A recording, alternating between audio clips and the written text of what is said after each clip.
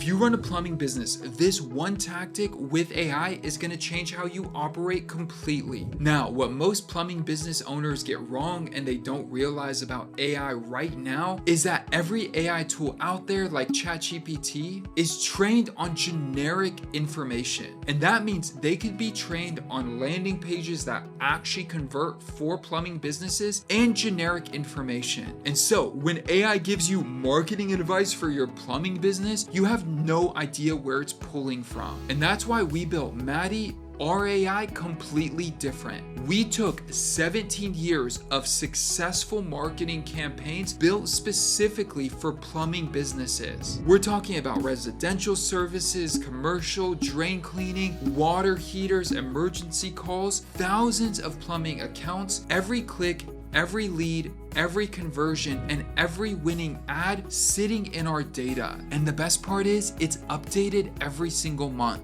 And that's what feeds our AI, MADi. So when MADi flags a gap in your strategy or recommends where to shift budget in your ad spend or generates content for your website, it's pulling from what actually works for plumbers. It's not guessing and it's not generic. Learn more about MADi in the link down below in the description.